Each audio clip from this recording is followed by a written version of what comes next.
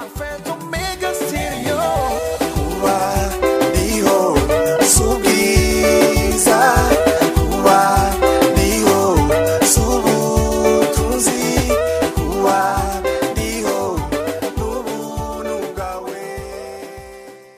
my beautiful people. Welcome to another episode of Let's Get Real with 7 podcast. Today's title is called Anger and Vengeance and How to Overcome It. And today I have my brother. I'm pretty sure you guys have seen him before in my previous episodes, but I thought he was a great candidate for this episode, and y'all will see why. Again, though, for those of you who haven't seen him or know who he is, I'll allow him to introduce himself. Go ahead. My name is Bokanzi Moise. I am one of the 10 siblings. And I am 26 years old. I don't know what else to share. Well, you have a whole wife. I'm married.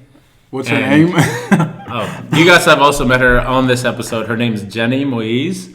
Yeah, okay. Well, yeah, I didn't know what else people want to know. You'll get more into yourself in a little bit. Okay, for a lot of you guys that have been checking out the previous episodes, you guys will know that my family now, we're part of the Congo genocide. And so I've allowed my sister and my other siblings to kind of touch upon how their experiences were in the camp.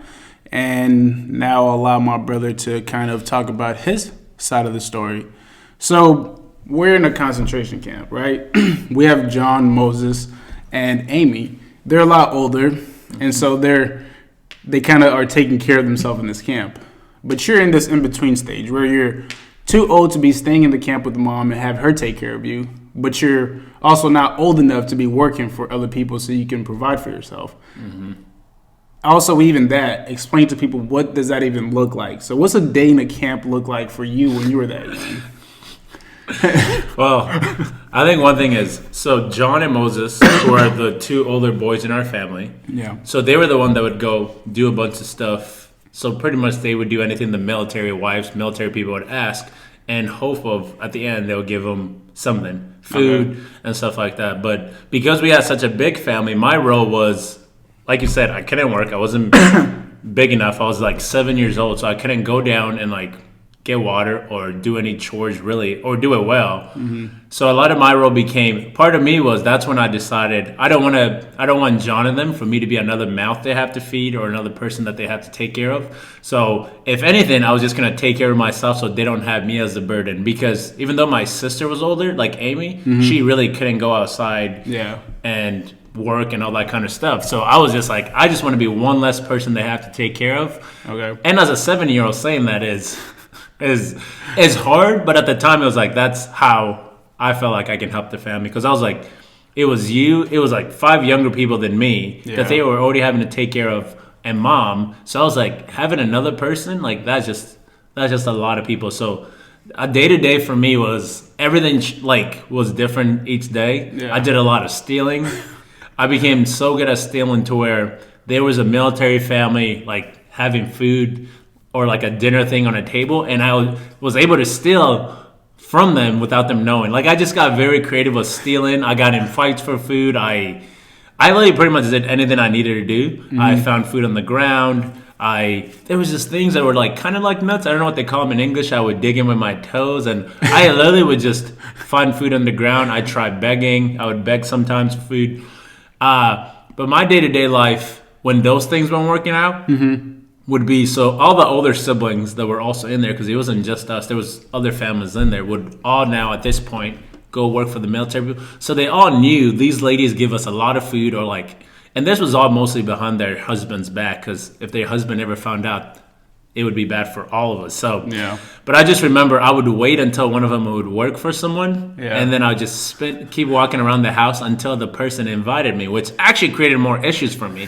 Because you would think when you're in a concentration camp with his people, you would get along and everyone would like try to feed each other the possible way that they can. But there was definitely a lot of time people got very, very angry. But I didn't really at the time care about getting people angry, because that was the only way I can survive. So there would be times where I would go around the house like 10 to 15 times, because the person sees me that's in the concentration camp with us and is like trying to wave me off, like, you didn't do any work, so you go find your own stuff. And I'm like, no, that's not happening. So I keep walking until the lady who made the food is like, hey, do you want to ask your cousin or brother to come and eat with you?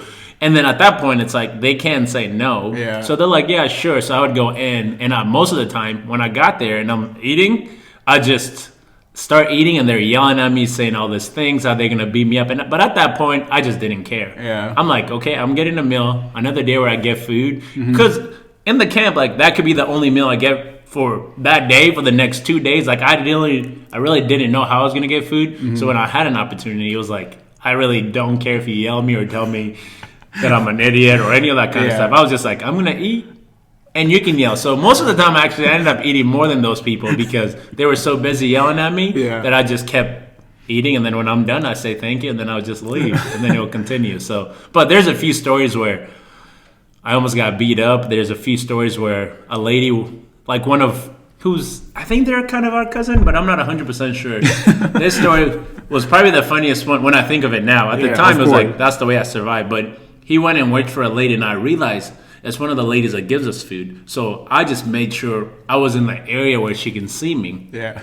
So as he's done working, like he's been working for her the whole day, he goes and puts cooked rice and beans in a plastic bag. Yeah. Like this plastic bag that you get stuff from the groceries. Yeah. Fill the rice and beans. And I'm like, wow, that's a lot of rice and beans. So I walk right by and he says, hey, share with your cousin or share with your friend. They just kind of didn't know how to, they just assumed that we're all together. Yeah. He's like, oh, share with your friend. And he's like, okay. But he knew, he also was 5-6 years older than me. So he knew he was bigger than me. So he just thought he was going to say no. And then once he left, so he says yes to her. And in my head, I'm like, okay, he said yes to her. And the lady saw me. So we walk away and he's like, you're for sure not getting anything. And I'm like, oh, I'm getting something. She said to share with me and you said yes. He's like, you're definitely not getting anything. I was like, dude, you can beat me up, whatever you're doing. I'm getting some of this rice and beans. And of course, he tried to deny for the longest time. And eventually, I just followed him everywhere. And I was like, you're not eating unless I'm eating too with you. So we start eating. And then we're eating. We see one of our other people that are in the concentration camp also. Yeah. So a lot of them were a lot older than me that were working that would see. So he sees us. And then he tries to he finds us. And we're like, okay, we don't want this to be too big of people. Then we won't get food. And I remember we tried. So then after he showed up, we went and hid. So we go and hide and we're eating. And I'm like, so we would take turns. So we were around the bag, and we would all take turns. One's taking the scoop, and then the next person takes the scoop, and the next person. And I'm like, I'm barely getting anything because they're all bigger, so they have bigger hands. So all their scoop is so much bigger. Yeah. And I'm like, okay, I'm gonna give them one scoop left, and then I'm gonna grab the bag and take off running. So it goes, and then it gets to my turn because I'm like, by the time they're gonna take 3 scoops each, and then the rice and beans is gone. Yeah. So I remember. They took their last scoops in my head. I grab the bag and I take off running. Yeah. You would think I'm younger than them. They'll let me have it. No one. We're all in survival mode. Yeah. So, of course, they take off following me. Yeah. So at this point, I'm running and eating the rice and beans as I'm running. And the place we were at in the concentration camp, there was trees, leaves. There was they were so high. The weeds were so high. Everything was so high. So I go into the weeds and I'm running back and forth and they're chasing me. And then eventually I finished the bag of rice and then I'm going back. And they were so pissed. But I was willing to deal with the consequences at the end as long as I ate. Yeah. So that's honestly my day-to-day life was literally different every single day. Because some days I just sat on the street and begged for hours. Yeah. And if I didn't get anything, I would figure out how to get in. I don't know, fights, or I would go in the trash can. So it just kind of depends. So I don't know, honestly, how to describe my day-to-day life. Yeah, I guess that's a tough question. Yeah, so, but those are mostly kind of what my day-to-day life is like. So when people think about concentration camps, I feel like they think about the ones you see in movies where there's people just in this bit little room with a bunch of people scrunched up together, and it was almost like that because I honestly can't picture because I was so little, so I can't really picture what the camp looks like because. Even for me, when you guys say, "Oh, we're in a concentration camp," that's also what I picture. I just think that we're also. But then when you guys begin to tell me stories "Oh, people had to go work for food," the only thing that I saw in the in movies, you just see people it's almost like they're slaves, they're just working and working, and then they get the little cup of rice or whatever it is. Can you give us a scenery of what it looked like in the camp? Where were we at? In that area, in a sense.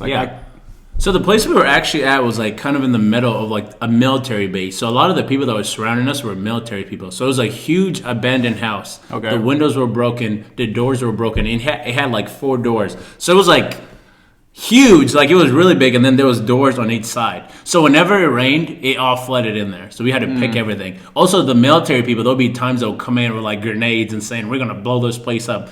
At the end of the day, like when we were in the concentration camp, we didn't really fear like dying. At least personally for me, like I don't want to speak for anyone else. Yeah. Dying was not the issue. Yeah. For me personally, it was how I was gonna die that was the issue. I was like, man, I don't want to get tortured. But it started off like first thing when we got there, they made like the people that were strong enough dig a hole and say, we don't want to like waste our energy when we kill you guys because we knew we were gonna die. Yeah. So they made us dig holes where they were gonna bury us afterwards and stuff like that. So then they took us to this abandoned building where all those things were like broken, had no windows, where military people can go in and out, and we had guards that were guarding us. When I say go work for people, these guards, they started out by giving us a cup of rice for each family. Yeah. But it's like that's not enough. But eventually they were just gonna let us like starve or die off. So we ended up technically kind of becoming like slaves in a way. Like we would work for their wives, we would work for the people that lived in the community. Yeah. But they weren't supposed to give us food. They weren't supposed to feed us. It was the way for them, like, because imagine like here when you need water, you could just go in your fridge and grab water. Yeah. There you would have to go so like down a hill, like miles and miles to get clean water and bring it up. So they're like, we're gonna kill these people anyway, so why don't we just use them? So the guards became a lot more relaxed with like because the guards would usually go with us everywhere. Yeah. If you went to pee, they'll go with you. When you went to the river to grab a little bit of water that was close to us, where we also showered and did like all that stuff, like they would go with us everywhere. Like when you use the bathroom, they would always. But they became a little more relaxed because I think they just thought, let's let people use them to have them work and whatever, and then eventually they'll just die off. Yeah. Because their goal was like, we don't want to waste our bullets, we don't want to waste our energy because they're women and kids. So let's just kind of let them die off. And also another thing that threw them off why we ended up surviving the way we also was because we spoke like 5 different languages. And we knew what their main language was. Yeah. So every single time they'll come, we would like talk, shout, and all that stuff like in their language. And they're like, are we killing our own people? Which technically they are killing their own people because we were born in Congo. And that's where those people, they were trying to say that they were trying to like, because it was the Hutus versus Tutsis. And most of the Hutus, I guess, are from Congo. But technically for us, like our grandparents were from Rwanda. So we're from the Tutsi. So we were on that side of it. So they were trying to like kill every single person that's from there. But like we spoke their language. We acted like them because that's all we knew. Okay. And stuff like that. So I think that also threw them off to where they're like, are we killing our people? Because I remember there was nights where they would come and they're like, yeah, they would come and take someone and go kill them. Because I remember when we were in there, there was one person that was in there that was a doctor. That was also a doctor and stuff like that they brought. And he's one, I mean, just because he was a doctor, so he stood out a lot to me. I remember the night when they came and took him and killed him. So they would come and take people and kill them. And I remember like one time my sister, they tried to come and take Amy. And my mom was like, you hold on to me. If they're going to take you, they're going to take me with you. And stuff like that. And the guy came and like put a gun to my mom's head. He's like, if you don't make her let go, like, you should like shoot me. Or like, I'm going to shoot you. Yeah. And my mom was like, you think like shooting me, if you shot me, you'll be doing me a favor. I'm here watching my kids suffer. I can't give them food. You think you shooting me would be a bad thing? I would do anything for you to shoot me because I don't want to sit here and watch.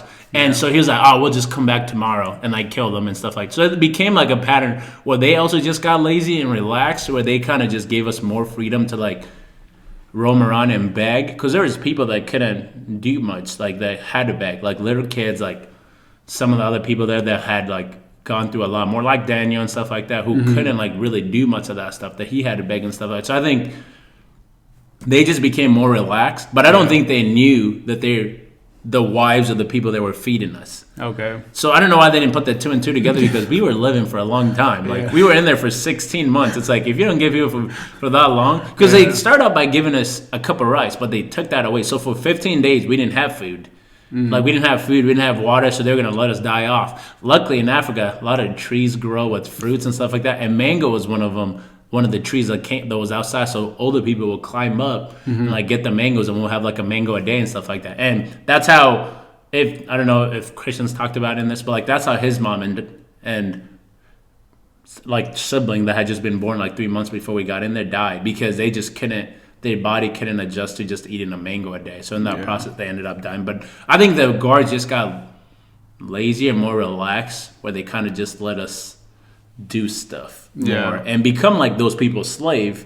But they didn't know that we were getting food. They were giving us things to continue to survive and things like that. So I think that's what ended up happening in that camp. But like, it was just a hard time. But like, we can now, by the grace of God, we can look back and be like, wow, I can't believe we survived. I can't believe we're sitting here talking about this. That's you know? And I know it's hard for you to remember, but like, I mean, there's definitely times I remember like what you were doing and stuff like that. Yeah. All that, like, but in my head, I'm just like, it's just crazy that we're sitting here, that you're doing a podcast because by the grace of God, because like, and I think that's why for me, like being a Christian is so much easier for me. You know, I tell people, because people are like, man, you went through all this, like we can't believe how like your faith with God is. I'm like, because we went through that. That's why my faith is like this. Because a lot of people that have lived in America, I'm so thankful for them. They're blessed. They live in a place where they don't have to worry about when they go to bed, someone can come in and kill them. They're not worried about any of that stuff. But for me, going through the concentration camp, like make God real. Even though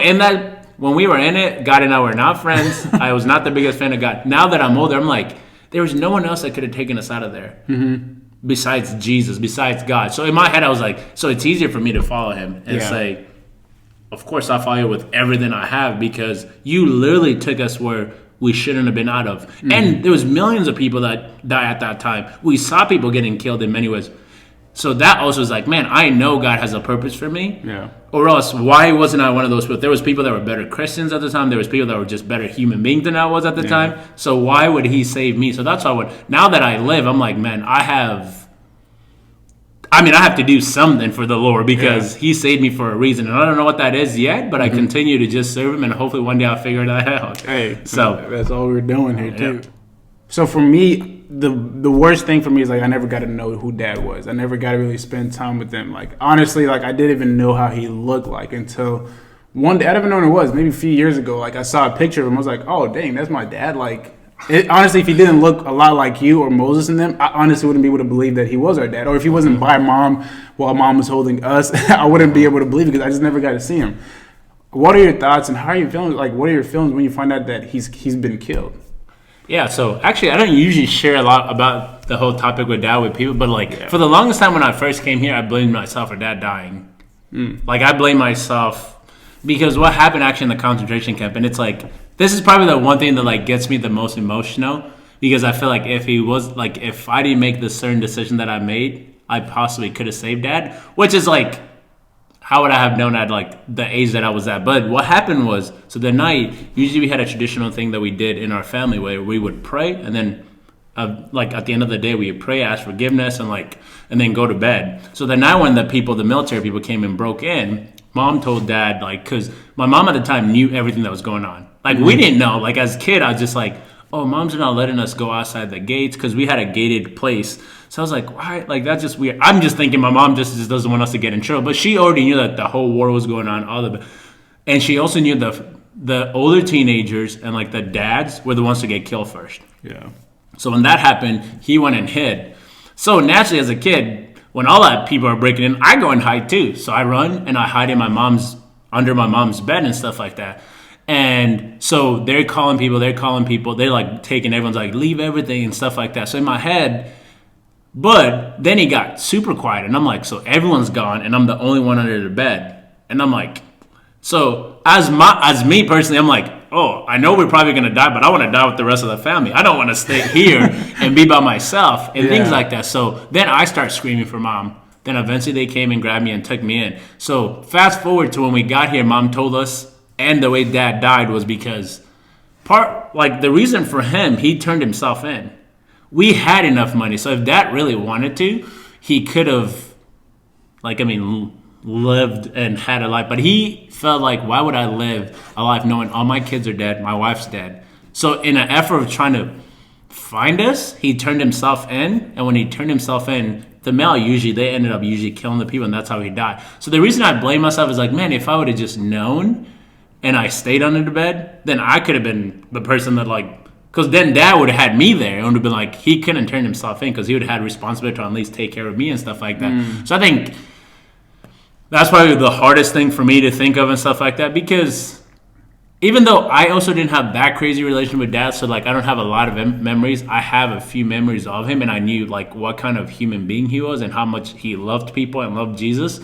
But I just think part of it's like, and also like those are just things I work through. It's like, of course, as a 6.5 or 7-year-old at the time, I didn't know like dad was hidden, like they didn't take him or any of that kind of stuff. I was just thinking, I'm not gonna die alone. I want to die with the rest of the family, you know? Because when they grab, so that's why I screamed. So part of me, like with that, was like, I mean, a lot of things I had to just talk to God about. Even though I really know deep down it's not my fault, it's so much easier for us humans to just go to those things. And also, I just think that's the way demons and the devil like try to get to people. Like, hey, like if you were to stay, your dad could be alive and you guys could live with him right now. But I'm like, also, I just know like part of like my dad passing away really helped me learn how to like love Jesus better, because I ultimately was like, I don't actually have a dad, so my only dad is Jesus. So when I got older, I can actually fully be like, he's my father, not thinking of like actually having an earthly father. So I think that was probably the hardest thing, because I don't know, a lot of it, like I don't really tell the family about it. I don't really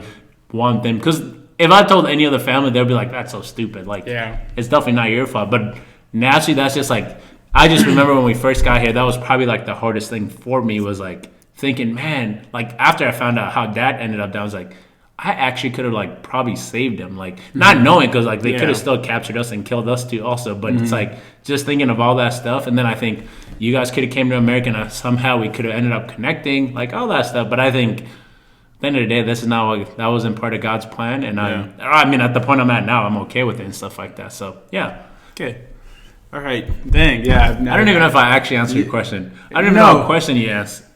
Yeah, no. My feeling was about like how you felt about like when you found out that dad died. Oh, okay. You basically answered the question in a sense. But I've never heard you speak of it that way either. Because for me, also in a sense, like when I found out that Brother Tony passed away, I was in school.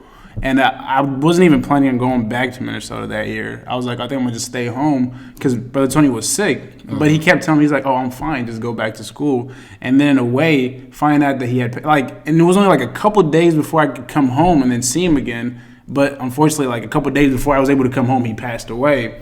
And I still to this day, like I hold that feeling like, damn, I just wish I would have like not even went to school that year so I can spend more time. So like you said, we're just, as humans, we just...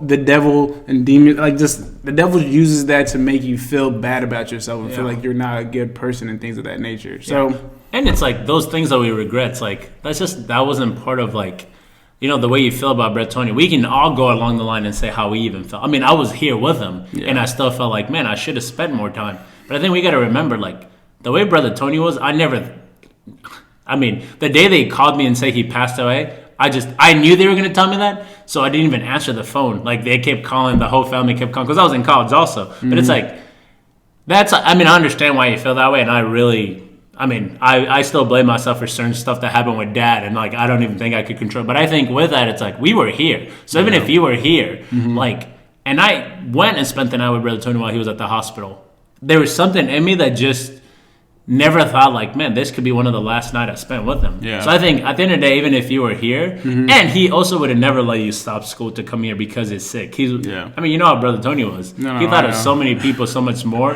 He would have been probably more mad at you if you tried to stop school because he was sick. Because in his head also, he always felt like, nah, he's going to be fine. Yeah. And I don't know if that was him being strong for all of us or him actually believing that. Because we all believed that he was going to good to make it out and we're going to have him here now and stuff like that. So I think...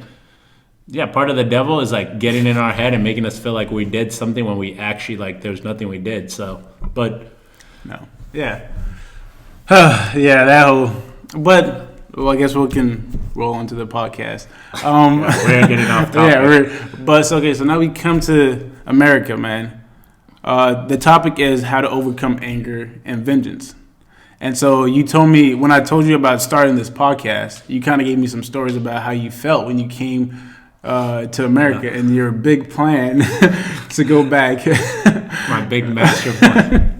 And I would like for you to talk to people about that and just talk about the anger you felt inside and why it was. And then after that, we can talk about what you did to help you overcome that and that anger and the sense of wanting to go back and get revenge. Yeah, I think when all those things were happening to our family, one, I was very, very pissed at God. Because as a kid, even though I was 7, our mom and dad really, really was big into like living as a Christian.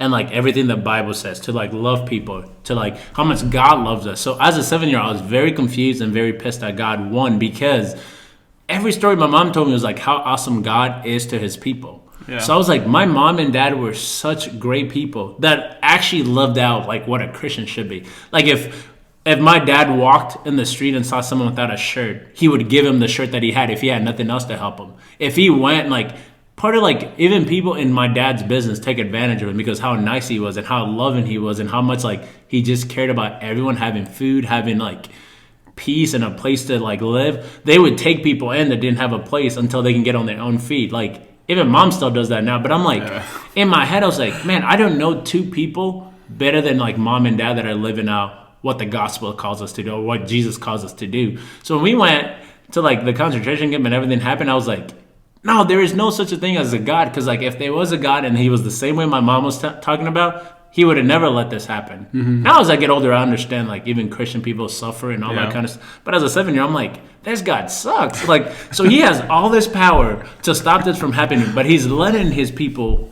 like this happen. Mm-hmm. And I was very, very pissed as a kid. Also, and I think in our culture, we don't really talk about a lot of our issues. Mm-hmm. And I think, so I had all this anger, and I kept all the anger in me. I was pissed at the people that killed dad. I was pissed at people that did all this. Because we got along very well with our neighbors. We got very along with everyone. I'm not trying to, like, boast about our family, but our family was, like, really great. Like, we just love people well. We actually, like, cared about our neighbors, or like our parents did and made us like, be a part of the community, be a part of that and all that kind of stuff. So I think for me, I was so angry because I was like, why would anyone ever want anything bad happen to our family? So our neighbors not doing anything about it. I was just mad at everyone that lived in Congo or anyone. So my master plan was, I had heard a lot about America and they're like, man, in America, you can literally be anything you want to be and you can make as much money as you want, like if you put the effort in and I was like, I'm going to be like the hardest worker in America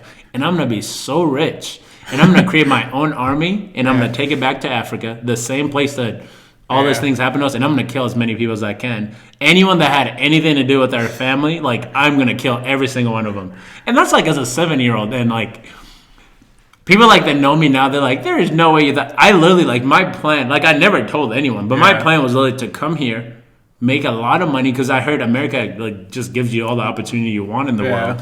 So I was like, I'm going to come and I'm going to work hard in anything I need to work in. And I'm going to be very, very rich. And I'm going to create my own army. And I'm going to take them back. And we're going to kill as many people as we can. Because in my head, I wanted revenge. Mm-hmm. And I thought if I were to go and kill as many people, it would give me peace. And it would make me feel a little bit better like I did something to repay for my dad's death. Or I did all these things for the people that like suffer. So I think my whole plan, as crazy as that sounds, that's slowly as a kid what I thought about. Yeah. And because when we got to America, it was still hard. Yeah. So much of it was still hard. Like, that's crazy. I think people forget about that. Like, especially, keep going. Because we forget about that because it's like, because, there was a sense of it that was a lot easier. Like, we had a roof, we had food. But it's like, my mom had like, how many kids? She had...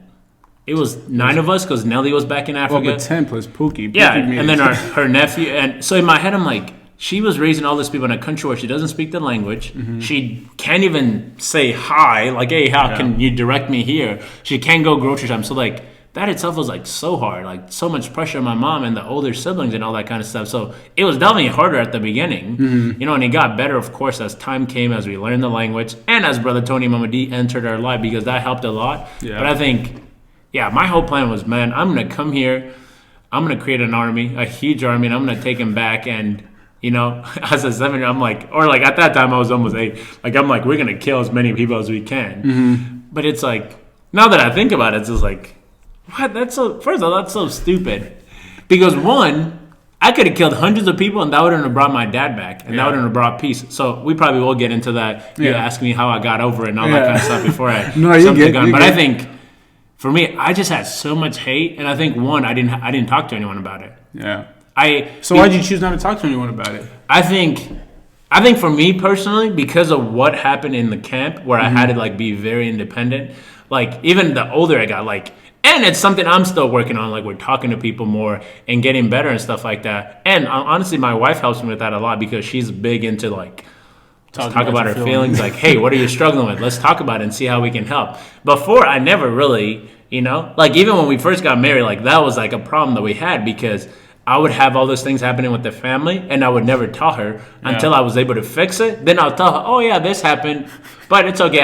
We take care of, like I got so accustomed to like in that camp, like taking care of myself, like, and also not being a burden to anyone. Yeah. So I think when it became, even when we got here, I was still in that mindset. I think even now, sometimes I can still be in that mindset where I'm like, man, I feel like if I give them bad news or how I'm struggling with this, that's just going to bring more issues for mom, for the older siblings, for anyone. So in my head, I was just like, no, if I'm going to do anything, I'm just going to do it on my own and all that kind of stuff. But I just didn't understand how that was just becoming worse and worse and worse because if you don't talk about it, like you can't even process it well because now I'm just processing it in my head by myself. Yeah. And when you do that, like you're talking to yourself, so whatever, you're going to justify anything you're doing. Because at that time, I was like, yeah, that sounds like a great plan. I'm going to come back, get an army, and go back and kill as many people as I can. And as a kid that was just came from all this crazy stuff of people like putting your family through all these things, I was like, man, that's a good plan. And it's not like it was just a plan I had one day and that was it. No, I talked about it to myself. I thought about it. Like,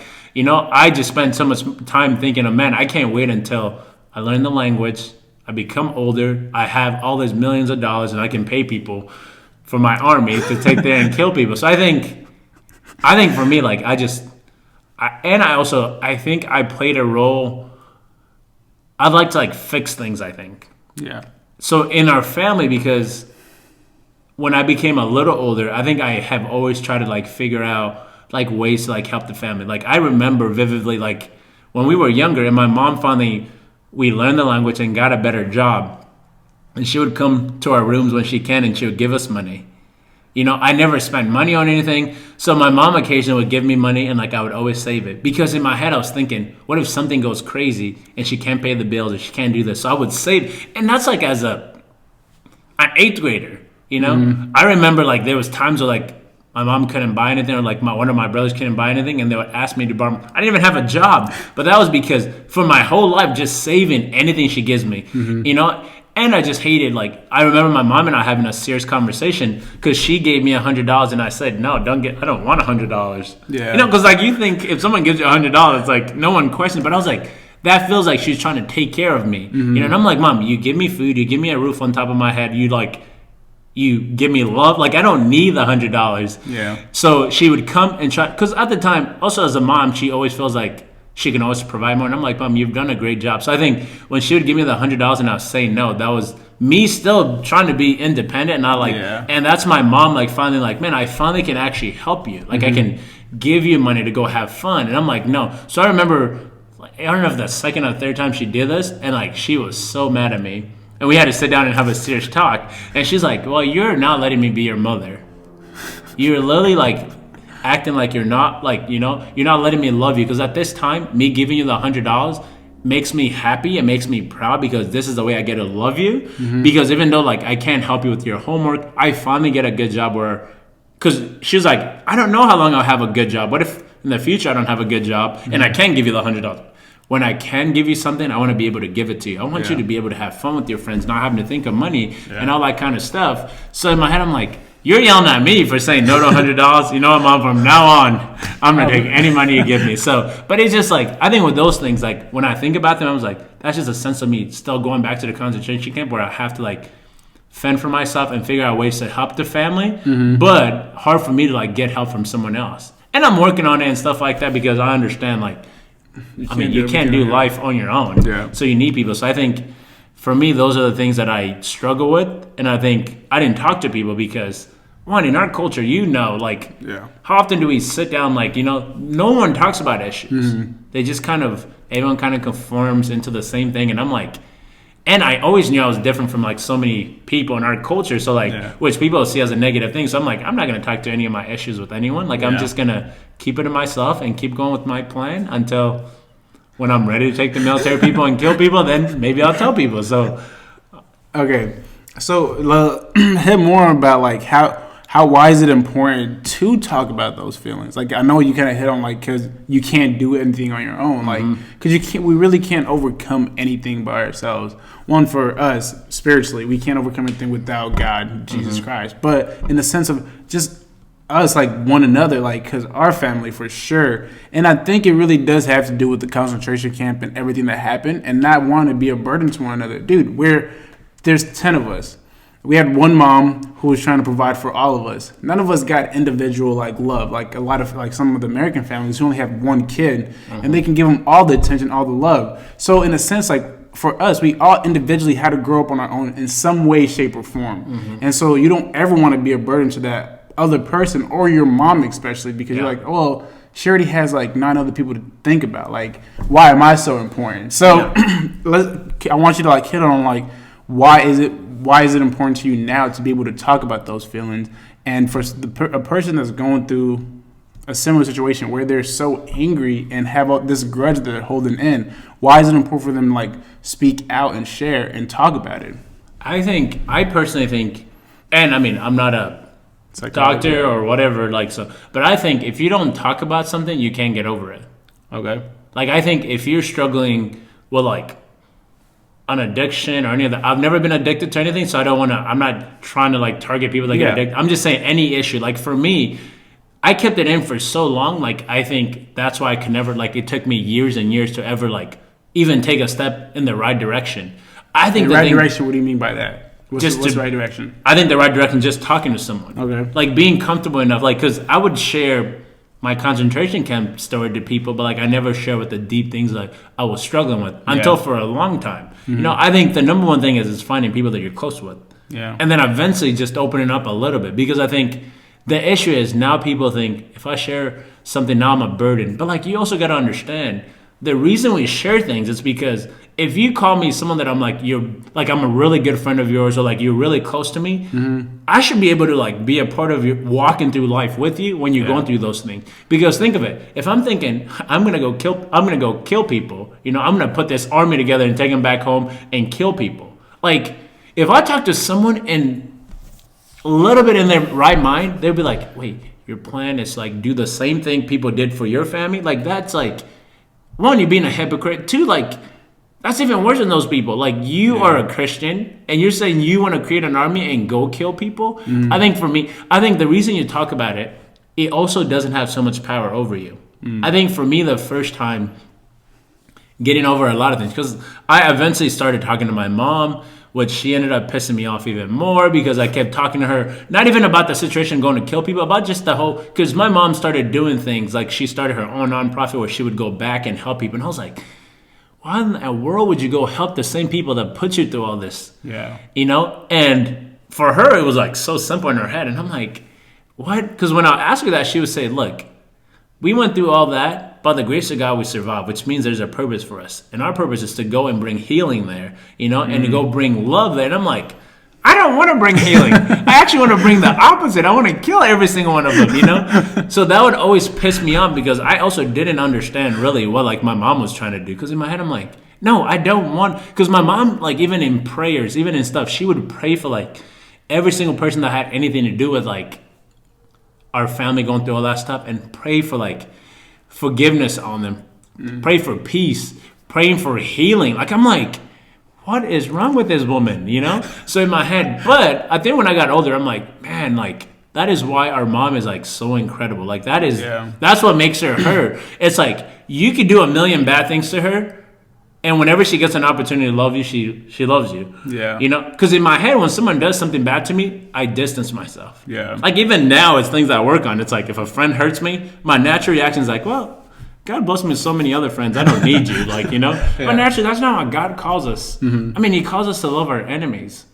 So me as a Christian, how, even though I wasn't, maybe at the time my relationship with Jesus wasn't that great, but, like, I got older and I got over some of this stuff. But I think when you talk, you give the issue that you're struggling with less power.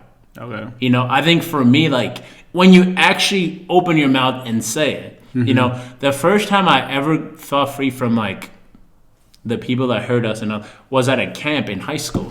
Cougar Town. I mean, you heard of it because we went to the same high school. It was the first time, I think it was my sophomore year. And we would do this drill where we would sit in a circle. Women would tell us all these things that men have said to them and like how in a way they've heard them. And like even though we have our eyes closed down, we can tell the voices because most of these people are our teachers. Most of these people are like our friends. And then they would immediately take the guys out and leave the girls to comfort each other. And then they'll put guys in a circle and say, hey, if you have anything you want to say to a guy or people that have heard you, come in the middle, share, and then we'll embrace you and then like let it go and we'll take turns. And I remember my sophomore year and I'm like, guys that heard me, like I don't really at that time I thought my life was great. Like I had forgiven people, I had said I'd forgiven people and all that kind of stuff. But for some reason I went in the middle of the circle and I said, man, God, I forgive every single person that had anything to do with their family. And I prayed that same prayer and essentially Mom was praying like I want them to have peace. I want them to live good life. I want them to feel forgiven. So they don't hold any of that stuff back. And literally, I know a lot of people say this, but literally when I said that, I felt like something was lifted off my shoulder. Like, it's weird to say because it's like... It almost sounds like a cliche. Almost. Yes, but I literally felt lighter. Like, I felt like something was actually lifted off my shoulder. Mm-hmm. Like, I had been carrying this heavy weight for no reason. But I think that's the power that when we pray, when we use our words, when we actually talk to someone, you know, when we talk to people like, hey, I am struggling with this, you know, because we all struggle in life. The thing is, if you don't share with me like what you're struggling with, when I am struggling, I'm not going to share with you either. That's because true. Then I feel like, okay, he doesn't trust to share something with me. I don't think he'll be able to take it when I, you know, because in your head you might think, no, you can trust me, you can come and share. But if I don't feel like you're being vulnerable with me and you're sharing me things, then I feel like, why would I ever go to them with my issue? That's just going to be another burden to them. So I think that's the one thing I've worked on because I had so many friends that would share things with me and I'll be there for them and give them advice. But I was still struggling with things. But I just wasn't, you know, because I was still stuck in my mindset of the concentration career. It's like, I have to take care of myself and I don't want to be a burden to anyone. I mean, I'm 26 now and it's like, it's something I'm still working on. But I think what helps me is just talking about it. You know, there's some people that like go to counseling, like my wife goes to counseling and you know, we didn't have counseling growing up. Like, we didn't even know what counseling. But I'm like, dude, counseling is such an awesome tool. You know? Because people think, and I'm not trying to diss any Christian people because I'm not. Because you talk to Christian people sometimes, and they just say, oh, just pray. Just pray about it.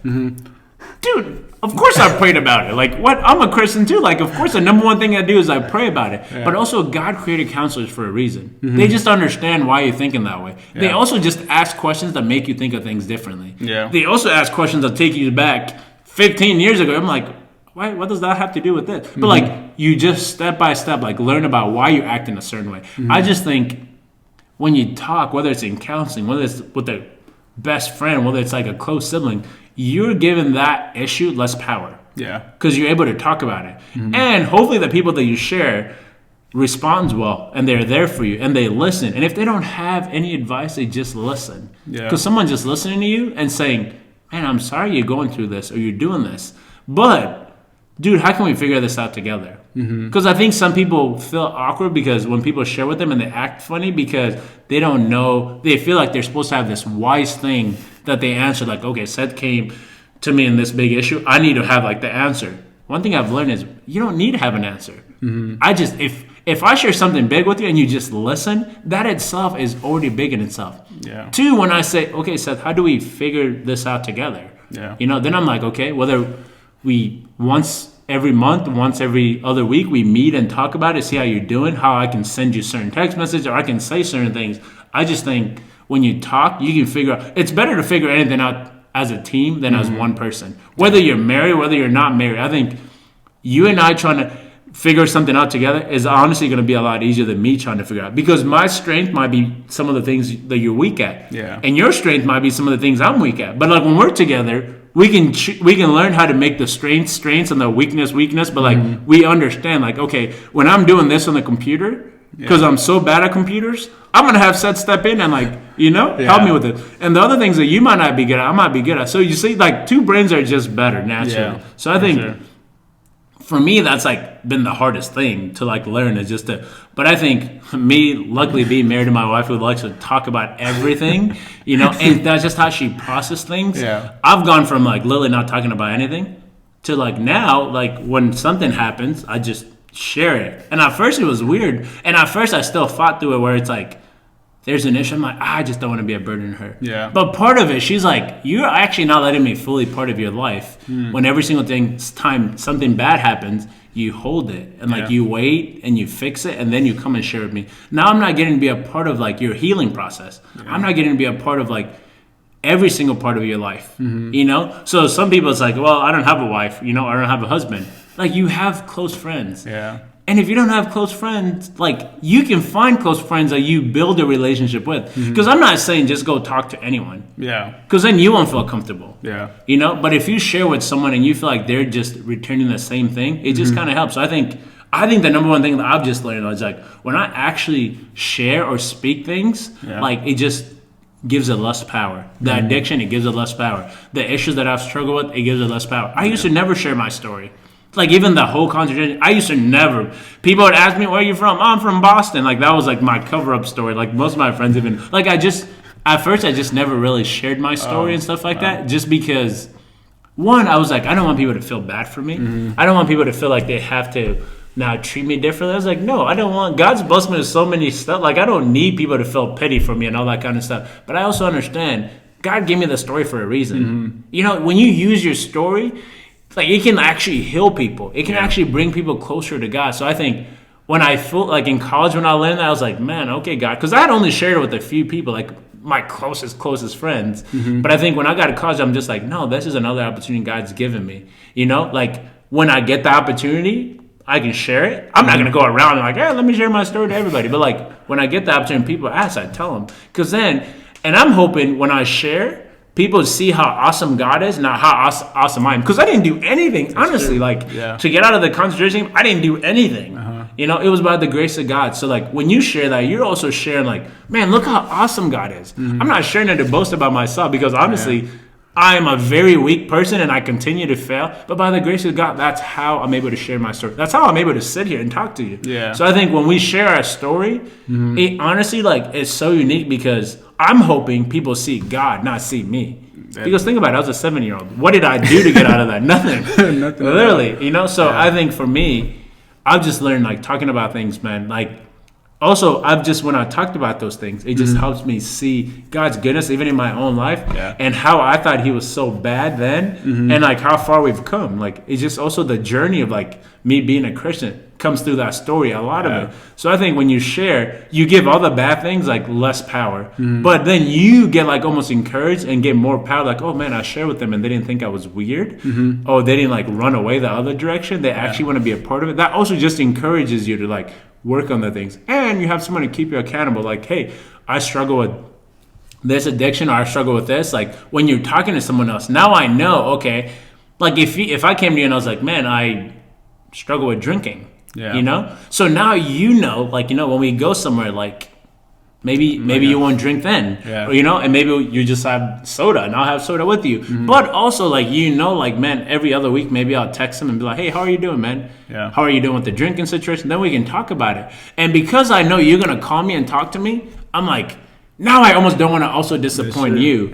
So I think just talking gives all the things that hold us like less power, and the less power they have, the more good you can actually use the bad things that's happening. Because the thing is, we all have a story. Like people don't understand. Because I know a lot of my friends sometimes when I used to talk to them, they're like, man, my story is not as cool. No, man, every single story. Because I'll talk to some of my friends, they're like, I was born in America. I had 2 great parents. We always had money. I never had those issues. Dude, you know how awesome that is? You know how many people don't live in America that don't have that? You know how many people that live in America don't have that? There's a lot of people that don't. That's also like shows how awesome God is. Like a lot of people think I need to have this crazy story. Like I need to have gone through all this tough thing. No, like you and I's story can be so different, but you can also still see how awesome God is in everyone's story. So I think for me, I'm like, man, I would encourage anyone that ever listen, if you take anything from this message, like just share your story. Like when you love people, share your story. Like and allow people to share their story. Because if we can't share a story, then we can't really deeply know each other. Because if I don't, actually my closest friends, I don't share them all I've gone through and like how God has helped me overcome all that things. They don't deeply know me. They just know the surface level of me. So I think for me, sharing, like honestly, like when you talk about things, you just give it less power. And that's like the biggest thing for me now that I've learned. So luckily I continue to work on it. So I wish I could say, man, I just I always share about everything. No, there's Yeah. things that are tougher. There's things that take me a day before I even share them with my wife. But like now we've gotten to a point where I feel comfortable to like share. And it wasn't nothing she was doing. It was more for myself. Like I just felt weird having to like tell someone all this that's going on. And she's like, that's not a burden. That's just me actually getting to fully know you and get to figure out how can we help each other as we do this. Because she does the same thing. I do the same thing. And for me, that's like, so now all those things, like, I'm like, I am so good to go. It's like, so, but I'm just hoping like when you share all the struggles, like with people, like it just continues to lose power that it has over you, and you continue to work on your healing. It might take you a day, it might take you months, it might take you years, you know? So I think I also don't want people to try and rush the process and feel like, oh man, because I mean, it's taken me 26 years to sit here and say this. Yeah. You know?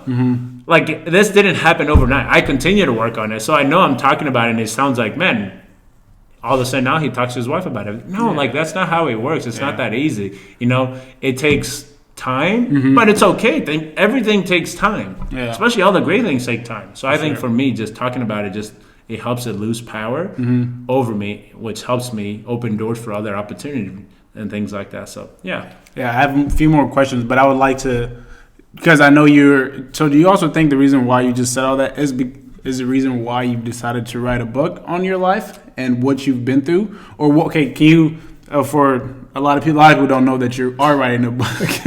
I'm not sure I just know that you're writing a book. I'm not sure what it's going to be called or how far along you are in it, but could you talk a little bit more about why you've decided to write this book and what is it that you're trying to have come out of this? Ultimately, I can almost kind of guess because it's almost the same reason why I've done this podcast. Ultimately, to give God all the glory. Because without any of this stuff that we've been through, then we wouldn't be able to overcome any of the stuff that we've been through without God. And the same thing with this podcast. It's not about the glory of me or for people to like him and be like, oh man, he's so cool, he's so this. No, for me, it's people to see that, man, I'm not perfect. I'm so imperfect, but I'm trying to use the stories of myself, my family, for sure, to give God all the glory and praise. So what was the reason behind you deciding to write a book? Because I heard one great quote from someone. They said, we all have a book inside of us, but not all of us take the steps to write that book. So why have you decided to take that step to write a book? I think for me, like I said, I used to never share my story. So when I got to college and like God just helped me to share my story and stuff like that, just people are like, man, well, that is like so powerful and stuff like that. That is so awesome that you look at it the way you look at it. Yeah. Because most people use that when you go through bad things as an excuse. I have friends that went through hard things, like they were addicted to drugs and all that, and they use that as an excuse to continue to do bad things. So they're like, man, that is just so cool to see it that way. But I've never written a book so I can sell books and make a lot of money.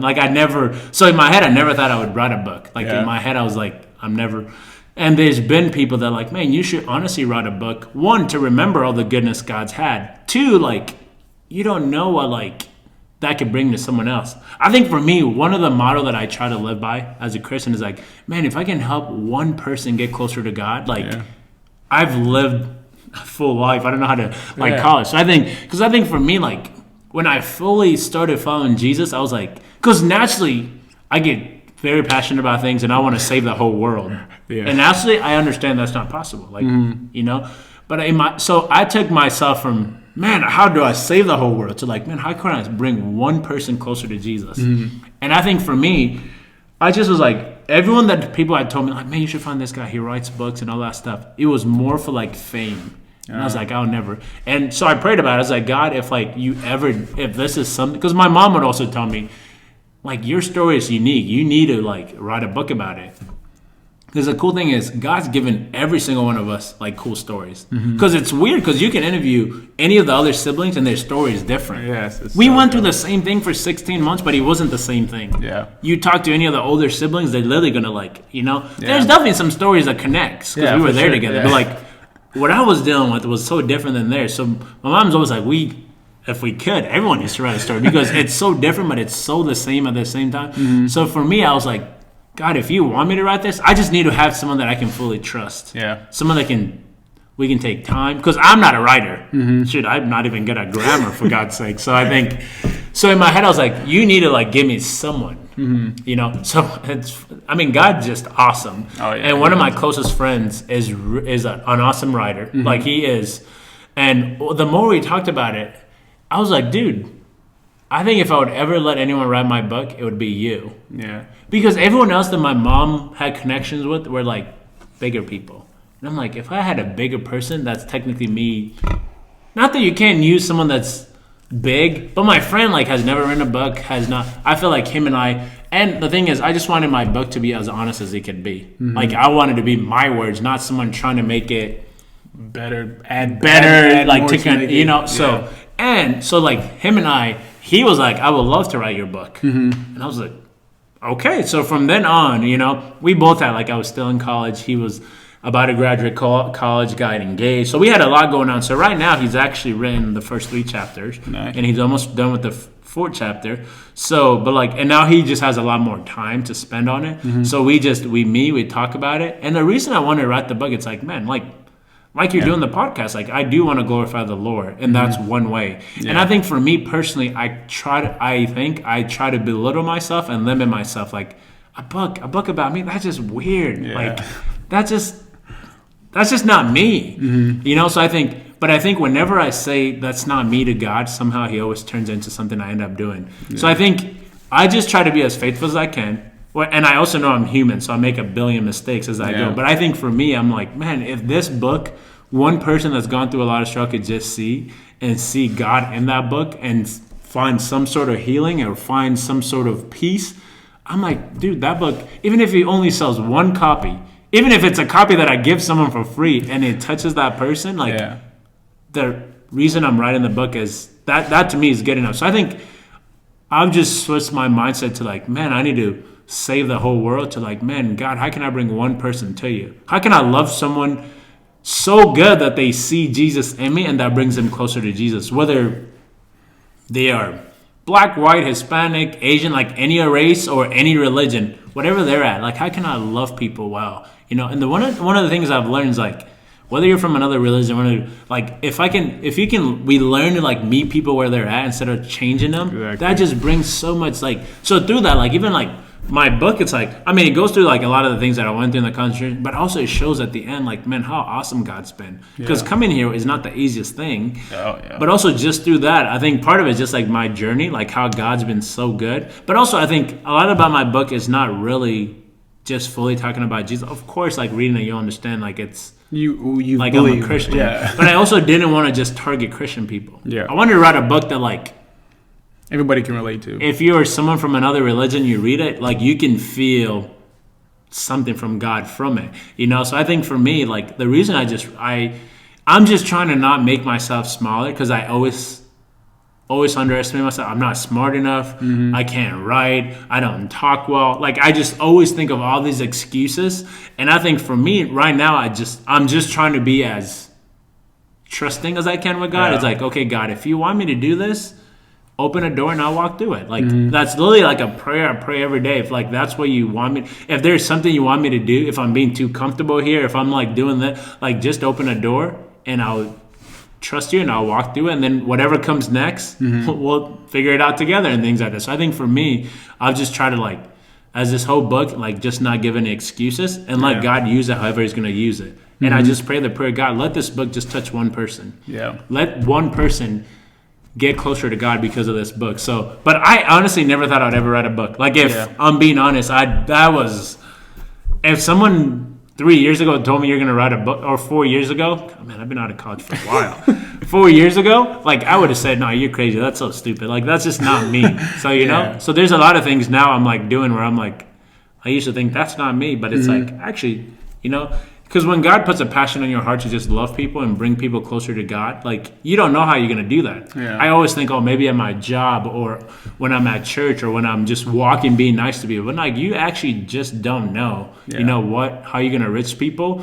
And I'm like, some people enjoy reading. Some people don't enjoy reading, you know. So I'm like, that also just, someone could be trying to read a new book and they pick this book up and they're like, oh, okay, this sounds kind of like a cool story. Yeah. And through that, they get to see Jesus. So I don't know how He's going to use it. Yeah. And I don't even know when we're going to be done with it, but I think that's true. It's just another tool to like glorify God, you know, and like to show how awesome He's been. And like also just part of a book where like I get to remember how God, when I'm 100 years old, I can look how awesome God was, you know, when I don't even I can't remember anything that's happened, I can pick up the book and read and be like, wow, this is like, God is so good. The fact that he took me from there and now I'm here.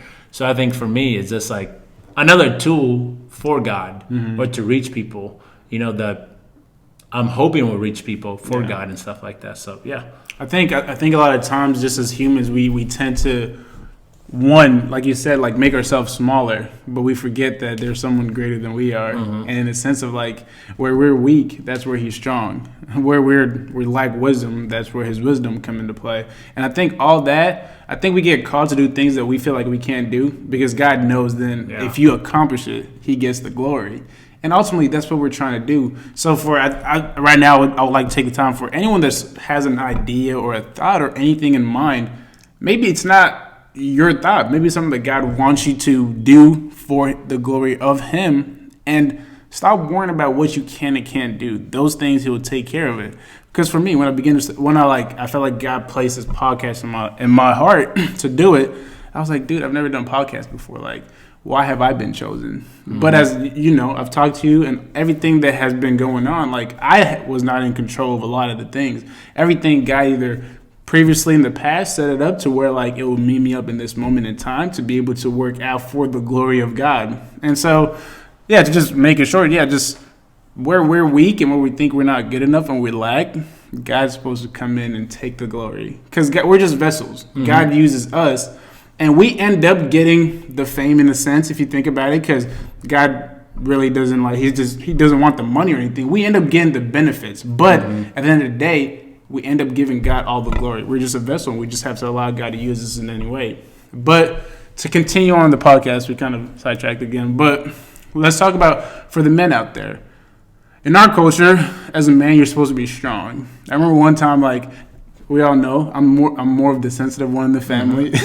You don't have to agree so easily, but okay.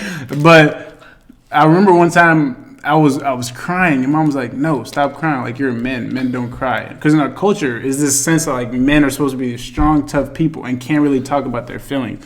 Let's talk about those guys out there who feel like they're less than when they do. Because we already talked about like what is the importance of actually talking about your feelings. But let's talk about a guy who talked about their feelings, and then like people out there, we just have bad people out there. So sometimes you're gonna share with someone, almost the wrong person, and it might not turn out like how you expected it to turn out. They might not respond the way you want them to respond.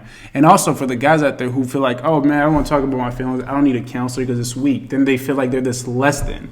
What is it, something that you're smiling like you have an answer already? But I would like for you to hit on them for like the men that feel like, oh, if I talk about my feelings, then I'm less than or I'm weak in a sense like that. Because we're in that generation where like, oh, you're a man, like you can't cry, you're not allowed to have emotion. But how false is that? Or what are your opinions and what are your thoughts on that? I think, first of all, I feel so bad. How do we get to that point where, like, me talking about my feelings makes me weak? That's a good question. Like, that for me is, like, the number one thing I try to think of. Yeah. And I think, for me, the reason I struggle with talking about things had nothing to do with me thinking it's, like, a weak thing.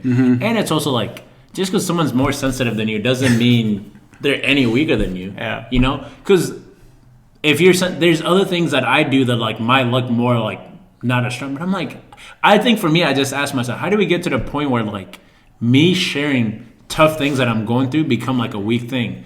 I actually think, for me personally, and I mean, like I said, I'm not a doctor. I'm not like someone that study this or anything. Yeah, for sure.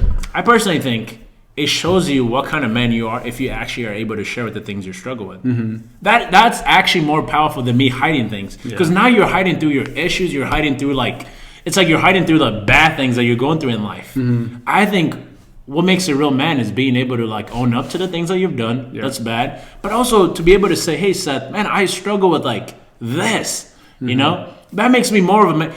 For a lot of us, it doesn't feel like you're a man because you're like, man, I'm going to ask for help. Yeah. But like, why? Like, especially if you're a believer, one, it's like God's called us to be in community for a reason. Yeah. God has not said live in community but don't share problems or whatever. How are you supposed to like serve people and love people if you don't know the issues that they're going through? True. You love people through the bad, like part of my, like what I do is like with serving people, we go in and we see people struggling with things and we help them, whether it's addiction, whether it's people that's been in prison, whether it's like foster care, whether it's like we go in and help those people. Yeah. that doesn't make those people weak. That just means they went the wrong path. Or that means like they were put in a situation in life that like just wasn't good. Like we all go through a different journey. That doesn't make them less of a human being more than me. Yeah. You know, just because I'm having to help them. You know, just because I'm having to go tutor them so they get like their GED and all that that doesn't make them any less than me. Yeah. That I think for me, when you're able to actually ask for help, that shows me like what kind.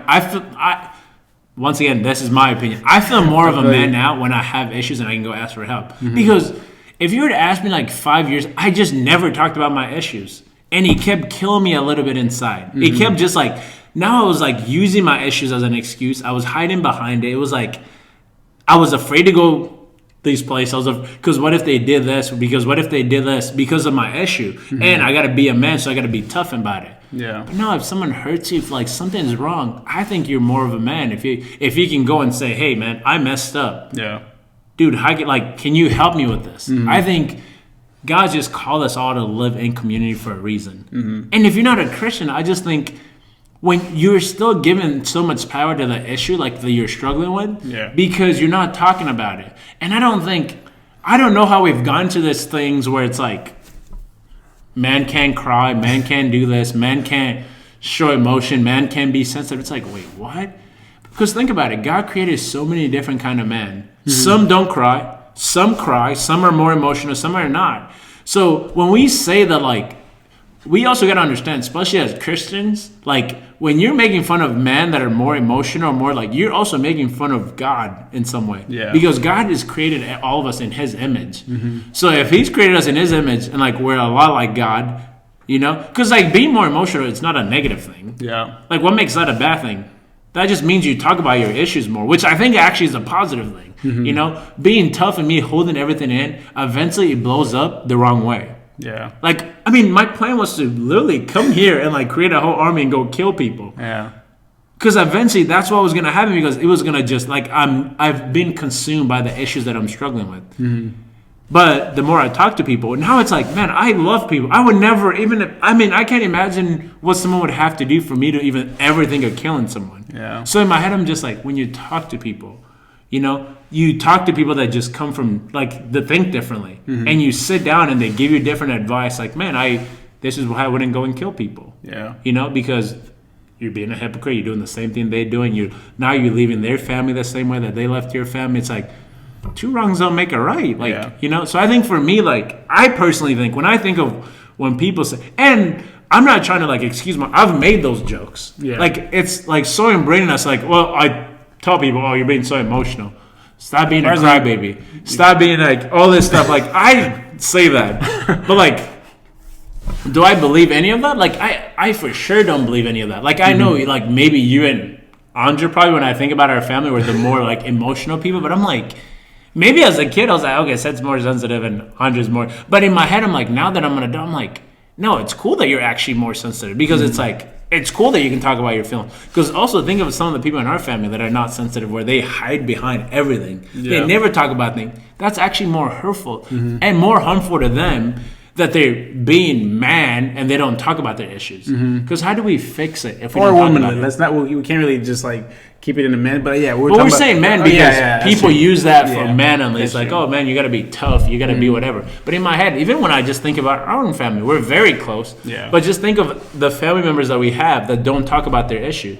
It leads to like months later. Now we're like in a huge fight because of something I did months later. So I think for me, like, actually it's so much, because I can't learn to love you better if you don't actually communicate with me and tell me, hey, this hurt me. And if that makes you emotional, like, man, call me, like, now I guess people can call me emotional too, in a sense, because it's like, I think that is actually like such a cool tool to have, to where it's like, man, you hurt me this way.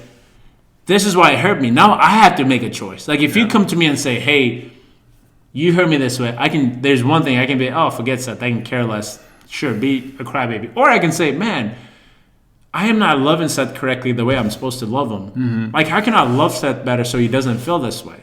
Yeah. But I'll never know if you don't communicate that with me. And if that makes you sensitive, but I also, like, I understand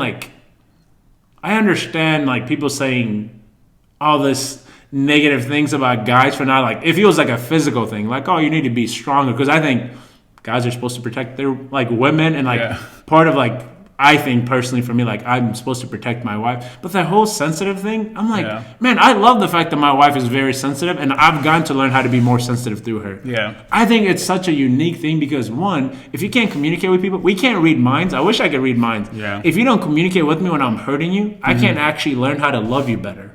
I learned how to love you better by you communicating with the way I hurt you. Yeah. You know? Like, if I was doing something wrong to you over and over, but you were being a tough man or a tough guy and never shared, you know what I'm going to keep doing? I'm going to keep doing the same thing. Yeah. You know?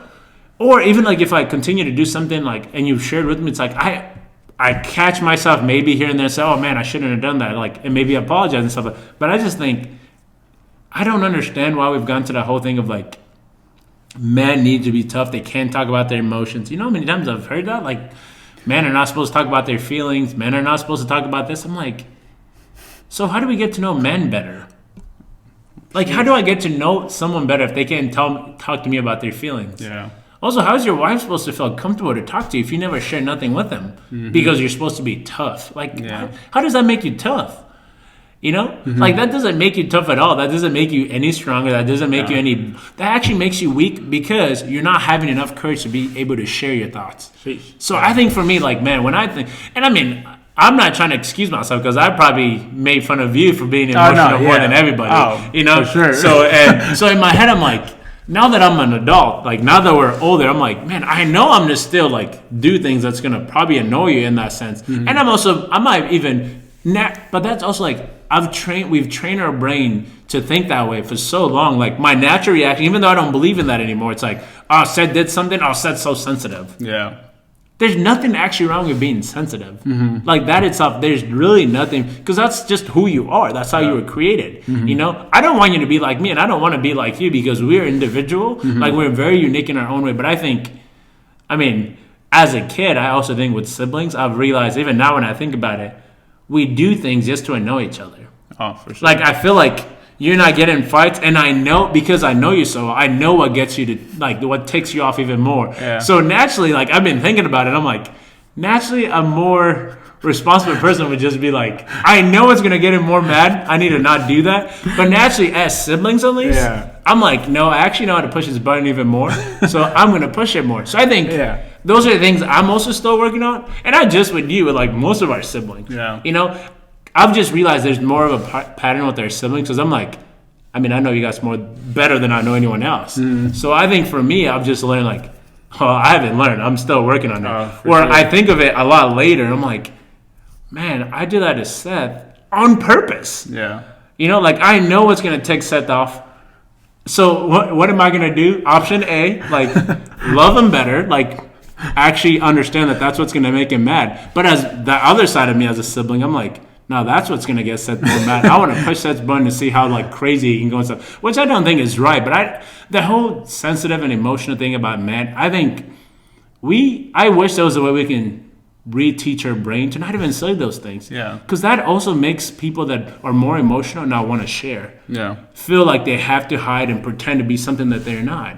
Like we have to learn to love people with their strengths, with their weaknesses, with the way they're unique. But being sensitive is not a weak thing. Yeah. I actually think it's a strength thing. I wish, for the longest time, I was like more like emotional, more sensitive to where I am willing to share about all the things like I'm struggling with. Yeah. The fact that I'm working on it for the 26 years, like if I was more like you in a sense, like that would have been so much easier for me because I would understand why it's so important to also do it. So I think when people make fun of people for being sensitive, I'm like, dude, like, I mean, I used to make fun of people for being sensitive too, so I guess I can't say. You still do, but hey, we're progressing. We are. We're slowly taking baby steps. Well, so like that even brings me to the story. Like literally last Tuesday, we went and played basketball. So now here's a thing for people like too, me as well too. I'm trying to grow in my spiritual walk with God. But again, like I've told multiple people on this podcast, I am not perfect and I'll never say that I'm perfect. I think every one of us is growing and will never be perfect. So we go play basketball. And my brothers and I were extremely competitive. And that's exactly why when we're playing, I try my best not to even say anything. Because I know if anything little happens, it's going to escalate and we're going to get very angry. But there's a good thing to it. So we end up playing.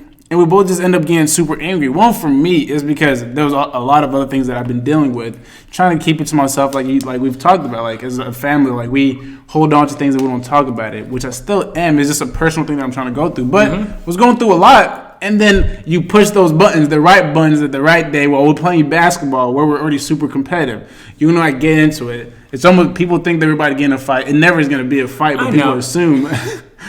And then so this is a great example for why talking about it is great, because we could have done one or two things. I could have went home and then just been like, dude, like I'm gonna just stay mad at B for however long. But for me, so here's what I've learned about myself. Like, I can't stand, like, holding a grudge. My body just can naturally not do that, because I feel like it's just harder to do that than not to. So then I reached out to you and I was like, hey, man, I apologize for this, and that. And then in a sense, you had another option, too. You could have been like, oh, I'm mad at Seth, so I'm just going to respond I can push his buttons even further and make him even angrier. But I think since we're both growing spiritually and maturely just as human beings, you respond in a different manner that we were able to hash out what we're going through. And not even only that, like, I was able to tell you, dude, this is what I'm going through and this is why this happened.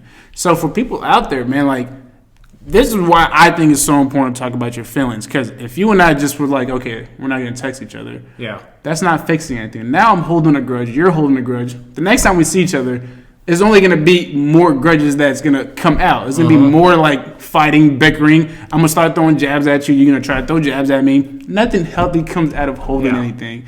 And that does not make you expressing what you're going through, like I did to you, like, hey, man, this is what I'm struggling with and this is why this happened, doesn't make you any less than a man or any less than a person. What are your thoughts on that? I think the whole thing on Tuesday, I realized, I mean, I was 100% in the wrong. I mean, even when I was talking to someone, one, because I also could tell something was just different. But also I think, I don't know if it's just my competitive side. I also knew like what I was doing it on purpose to like piss you off. First of all, that is so dumb. Like, one, that's so immature of me. That's so dumb of me, because I was like, I know what to say. Yeah. If I call him sensitive, I know that's gonna drive him crazy. First of all, I also think part of like why you and I and like team, when we play basketball, I realize why I get the craziest with you guys. I also think I just know in my mind, like, there's nothing I could do for you guys to be mad, which is like, that's also me like being so dumb, because just because I know we won't stay mad shouldn't give me the right to do things. But it's also the way I've done it for so long. So changing that right away, I'm like, because in my head, I've just been working on that side. Yeah. But I only get to work on it with like so many other people that like, man, I can actually see progress of like me being less crazy when I play basketball. But it's just like, I think Tuesday night is such a bad, because I'm like, I was doing 90% of the things on purpose to make you mad. Yeah. I was saying certain things because I know it would make you mad. Yeah. You know, because think about it, when I go crazy with other people, how often does it go that way? Like, usually it doesn't. Mm-hmm. Because in my head I'm like, man, I can actually say something and they probably would never talk to me again. Yeah. But I think because we get in fights and then we're okay eventually, it's like part of also like maybe a weakness of mine where I'm like, man, I know how to take Seth off, so I'm going to take him off. Instead of saying, I know how to take Seth off, and this time I should probably not. Yeah. Like, so I don't know if like it's a competitive thing where I'm like, man, this is an edge, now Seth's going crazy, now it's getting in my, but I'm like, just like, I think for me personally, Tuesday is not a good example because I was talking about it with like one of my friends. Yeah. And stuff like that, and he was like, yeah, you guys were like crazy. I was like, honestly, like I was doing everything on purpose. Yeah. He goes, I mean, I can tell that you were doing a lot of things to make him angry, but like you guys just, and I'm like, I think because I know we're not going to get in a fight, because with someone else, I might get in a fight. Mm. I just think, but I think what you're saying is correct. We could have like, I literally like, if my phone was working, like I was wanting to call you on the way to playing. Yeah. But I just am in an interesting situation. Like I don't have service everywhere I go. I know. And so like I was like, man, I have to like call Seth and tell him. First of all, like I wanted to apologize because I'm like, why do I still do this to like take you off and take team off and all that kind of stuff? But I think for me, I think what you say is correct. Like we could have chose to go two different directions, you know? But when you trust people and you talk to them,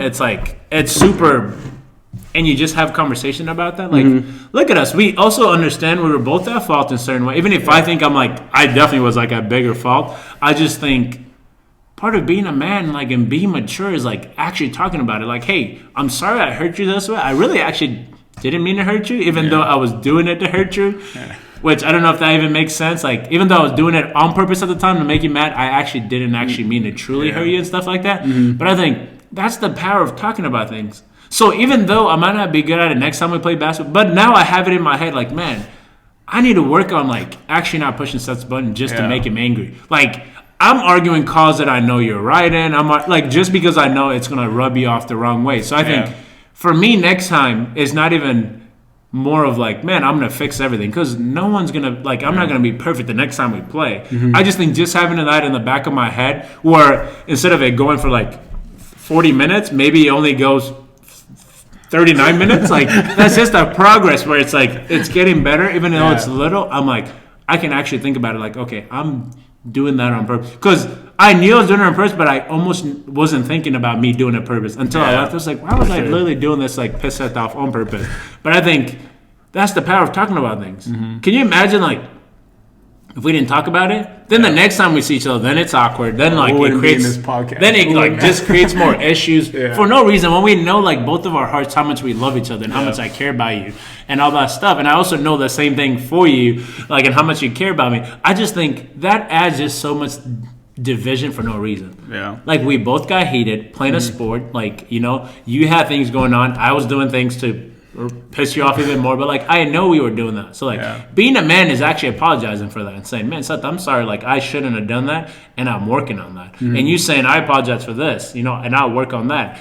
But I think that's the power of, like, actually talking about things. And that's what makes you a man. That's what makes you actually strong. Not like you not being emotional. Like, you holding that in, how does that make you a man? Yeah, it doesn't. You being tough, like, how does that actually, like, make you a man? It doesn't actually make you a man. It actually makes you weak because it's like you're hiding behind that. And now want to confront me with what I did wrong because it might create more issues. No. Like, sometimes you have to go through issue to actually fix things. Yeah. Part of, like, bringing issues up is not like, oh, I want to make Seth feel bad. You know? No, I'm glad we were able to talk about it so we can, like, actually be like, man, no, I know what Seth's heart is. Yeah. But, like, but this is easy for between us two. Yeah. But this is something we need to do with other people. That's like, true. Think of when we play basketball and get mad at people. How often do I apologize? I don't ever apologize. Yeah. So I think just learning, like, in heat of moment, like, they could be going through something.